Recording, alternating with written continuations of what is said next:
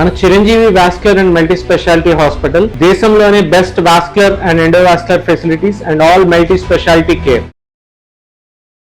నమస్తే, welcome to Suman TV. నేను పద్మిని. ప్రస్తుతంతో పాటు ప్రముఖ ఆధ్యాత్మికవేత్త, వాస్తు జ్యోతిష పండితులు, లలిత ఉపాసకులు, వాస్తు జ్యోతిష శిక్షణ నిపుణులు బ్రహ్మశ్రీ నానాజీ పట్నాయక్ గారు మనతో పాటు ఉన్నారు. మాట్లాడదాం సార్. నమస్తే సార్. శ్రీమాత్రే నమః. మరి వృశ్చిక రాశి వారికి శని వక్రగతి ఎలా ఉండబోతోంది? 138 రోజుల పాటు వాళ్ళు తీసుకోవాల్సినటువంటి జాగ్రత్తలు ఏంటి సార్? వృశ్చికం వారికి కనుక చూసుకుంటే పంచమంలో ఉండే శని వక్రించి 4 వైపు వస్తున్నాడు.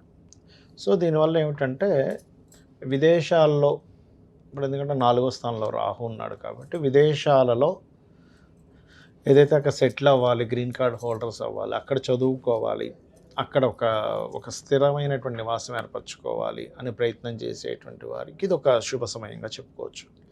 అలాగే షేర్ మార్కెట్ విషయంలో వృశ్చికం వారికి సహజంగానే స్కార్పియో లగ్నం వారు మీరు గమనిస్తే కనుక 90% ఆఫ్ వాళ్ళ మైండ్ సెట్ ఎక్కువ షేర్ మార్కెట్లో సంపాదించాలని ఉంటుంది. ఎందుకంటే న్యాచురల్ అయితే లగ్నం అంటే ఆకస్మికంగా ఏదో కావాలి వీళ్ళకి.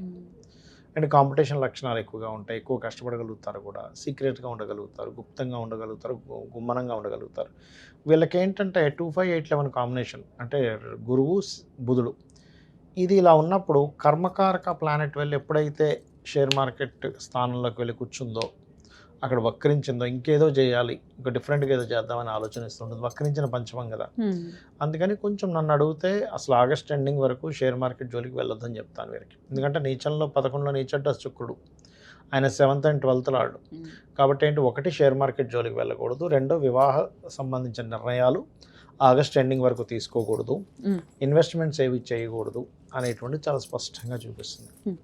మరి విదేశాల్లో అక్కడ స్థిర నివాసం అంటున్నారు కాబట్టి దట్ ఈస్ డిఫరెంట్ కేస్. అది మీకు ప్రాపర్టీ అనే చేతిలో ఉంది, మీరు డబ్బులు కట్టిన ప్రాపర్టీ అమ్మితే మళ్ళీ మీకు డబ్బులు వస్తాయి. కానీ షేర్ మార్కెట్, ఈ ప్యాకెట్లో బెట్టింగ్స్ వీటిలో డబ్బులు వెనక్కి ఇక్కడ వస్తాయి, మనకి పోతే పోయినట్టే కదా. కాబట్టి ఈ విషయంలో జాగ్రత్తగా ఉండాలి. పర్టికులర్గా వివాహ నిర్ణయాలు కూడా నన్ను అడిగితే కొద్దిగా ఈ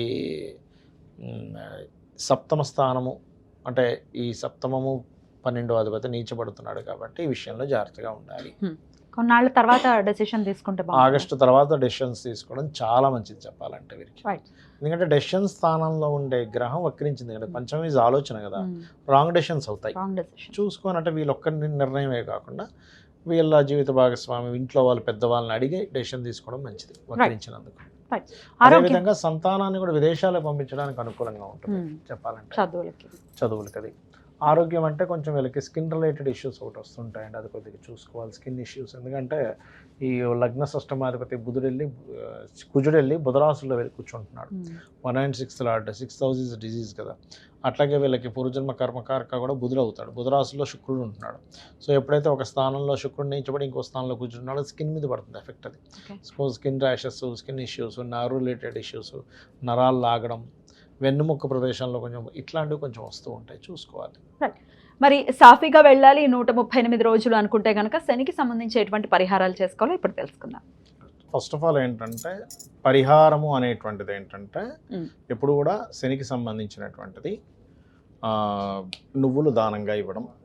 ఓకే, అదేవిధంగా కాస్త ఓల్డ్ ఏజ్ హోమ్స్ లేదా పెద్దవాళ్ళు ఉంటే వాళ్ళకి సేవ చేయడము, నూనెని ఆలయాల్లో దీపారాధన కనివ్వడం చేస్తూ ఉండాలి. అయితే ఇది శని మనకిప్పుడు గోచారంలో వక్రిస్తున్నాడు, కానీ వాళ్ళ పర్సనల్ చార్ట్స్లో కూడా ఒక గ్రహం వక్రించినందుకు భృగునందనాడి అనేటువంటి దాంట్లో ఒక విషయం చెప్పారు. అది పెండింగ్ కర్మ అంటాం దాన్ని మనం. ఏ గ్రహం వక్రించినా అది పెండింగ్ కర్మ.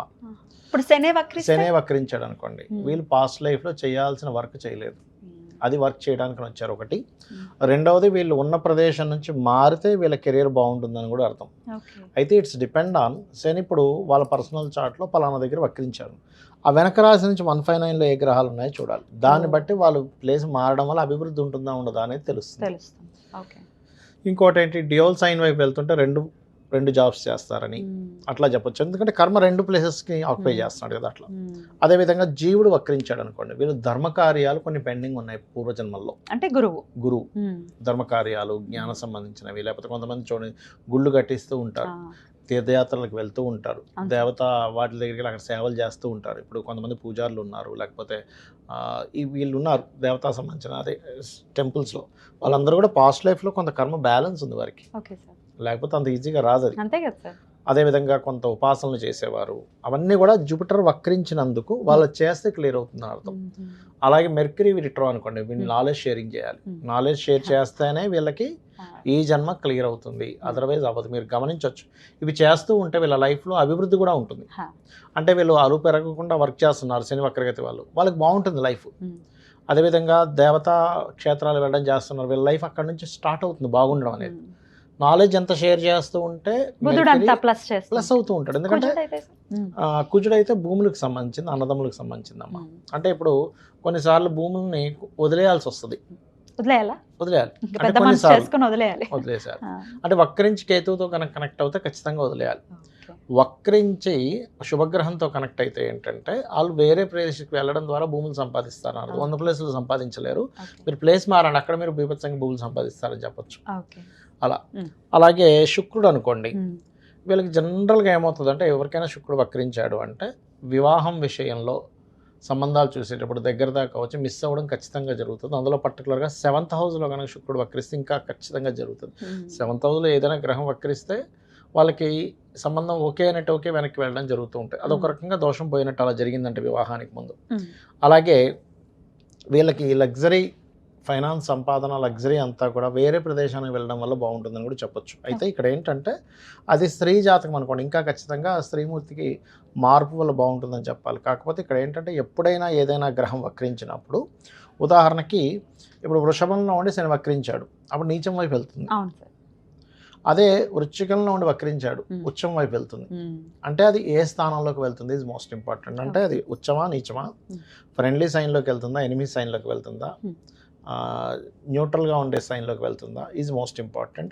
రెండో విషయం ఏంటంటే అది వక్రించినప్పుడు అక్కడి నుంచి 159, అంటే ఉదాహరణకి మిథునంలో ఉండగా వక్రించింది, అప్పుడు అది వృషభం వైపు వస్తూ ఉంటుంది. వృషభము, కన్య, మన మకరము, కన్య, ఈ 3 రాసుల్లో ఏ ప్లానెట్స్ ఉన్నాయనే దాని మీద ఆధారపడుతుంది దాని రిజల్ట్ అనేది. చాలా పెద్ద క్యాలిక్యులేషన్, చాలా క్యాలిక్యులేషన్. కానీ మీకు దానివల్ల రిజల్ట్ ఖచ్చితంగా మీరు అది పాటించడం వల్ల మీకు రిజల్ట్ వస్తుందమ్మా. ఇప్పుడు ఒక వ్యక్తి వచ్చి అడిగాడు, ఏమంటే నేను ఇక్కడ చేయనా వేరే ప్రాంతానికి వెళ్ళి చేయనా, వక్రించి మంచి ప్లానెట్స్ అనుకోండి, ఖచ్చితంగా వాళ్ళు వేరే ప్రాంతానికి వెళ్ళడం ద్వారానే లైఫ్ బాగుంటుంది. ఇవన్నీ తెలుసుకోవాలంటే ఇట్లా నిష్ణాతుల దగ్గరికి వెళ్ళాల్సి ఉంటుంది. పర్సనల్ చార్ట్ చూసుకోవాలి. బట్ ఇన్ జనరల్ గా మేము రెమెడీస్ చేసుకోవాలనుకుంటున్నాం, మాకు భయంగా ఉంది, చాలా లాంగ్ పీరియడ్ కాబట్టి, మరి శని అనుగ్రహం కోసం ఎటువంటి రెమెడీస్ చేయమంటారు? ఫస్ట్ ఆఫ్ ఆల్ ఇక్కడ రెమెడీస్ అయితే శని అనుగ్రహం కోసం అయితే నేను చెప్పినట్టుగా ఇందాక నేను చెప్పినట్టుగా నువ్వులు దానంగా ఇవ్వడం, ఆయిల్ దానంగా ఇవ్వడం, ఎక్కువ బద్దకించకుండా పోస్ట్ పోన్ చేయకుండా వర్క్స్ కంప్లీట్ చేయడం, ఇవి ఖచ్చితంగా చేయాలి. ఎప్పుడెప్పుడు దానం ఇవ్వమంటారు? శనివారాలు ఇవ్వాలమ్మా ఒకటి. రెండవది శని వక్రగతి ఉంది అంటే ఫస్ట్ ఆఫ్ ఆల్ వాళ్ళు అర్థం చేసుకోవాల్సింది, వాళ్ళ కిందని పనిచేసే వాళ్ళని ఎక్కడా కూడా హీనంగా చేయకూడదు. ఎందుకంటే వాళ్ళకి సేవ చేయడానికి పుట్టాడు ఈయన. మళ్ళీ సమ్ వర్క్, ఇంకా పోయిన జన్మలో మనకు మంచి జాబ్ ఇచ్చాడు బాస్, కానీ మనం ఏదో తూతూ మంత్రంలా చేసి వెళ్ళిపోతున్నాం, అదంతా కూడా పెండింగ్ వర్క్, మళ్ళీ పెండింగ్ కర్మ. ఇప్పుడు అనుకుంటా ఏముందిలే బాస్ చూడట్లేదు, ఇక్కడ సీసీ క్యామ్స్ లేవు, మనం వాడిందే ఆడ పాడిందే పాట అనుకుంటే కాదు, అది ఎవ్రీథింగ్ ఈజ్ కౌంట్స్. ప్రతిదీ మీకు చూసేవాడు ఒకడు ఉన్నాడు, ఒకటేంటి 5 ఉన్నారు, 5 కెమెరాలు పెట్టాడు ఆ ఒక్కడు. ఆ ఒక్కడు 5 కెమెరాలు పెట్టాడు అనమాట. సూర్యుడు, చంద్రుడు, కంటి దగ్గర ఉండే దేవతలు, చెవుల దగ్గర ఉండే దేవతలు అని కొంతమంది ఉంటారు. వీళ్ళందరూ కలిసి 5 రికార్డులు ఒకటే అయి ఉండాలి. మళ్ళీ రాసి వీడియోలు తీసి పెడతారు. వీడియో చూపిస్తారు, నేను చేయలేదండి, ఇక్కడ చేసినవి కాదా. ఇక దేవతారాధన, అమ్మవారి ఆరాధన కానీ లేకపోతే ఏ ఆరాధన కొంచెం మంచి ఫలితం ఇస్తుంది? ఎప్పుడైనా శని ఈ కలియుగ దైవం వెంకటేశ్వర స్వామి ఆరాధన అయితే పంచమాధిపతిని బట్టి ఏ ఆరాధన అనేది చెప్పాలి, 9వ అధిపతిని బట్టి ఏ క్షేత్రం అనేటువంటి చెప్పాలి. దాన్ని బట్టి వాళ్ళ పర్సనల్ చార్ట్ లో 9th లార్డ్ 5th లార్డ్ చూసుకోవాలి. రైట్ సార్, చాలా అద్భుతంగా తెలియజేశారు సార్. భయపడాల్సిన అవసరం లేదు, మన నడవడిక బాగుంటే ఖచ్చితంగా ఆయన మంచి రిజల్ట్స్ ఇస్తాడు. అంతే కదా. ఇప్పుడు నడవడిక అంటే ధర్మము. ఇప్పుడు లలితాసహస్రనామాల్లో ధర్మాధ్యక్ష, ధనాధ్యక్ష, ధనధాన్య వివర్ధిని అంటుంది. అంటే ధర్మానికి అధ్యక్షురాలు. ధర్మానికి అధ్యక్షురాలు అయినప్పుడు ఆ ధర్మంగా ఉంటే అమ్మవారే ఓకే వీడు ధర్మంగా ఉన్నాడు రా అని చెప్పి ఆవిడే ధనం ఇచ్చేది. ఖచ్చితంగా. అద్భుతం సార్, చాలా వివరంగా మాకు తెలియజేసినందుకు కృతజ్ఞతలు సార్. నమస్తే. శ్రీమాత్రే నమః.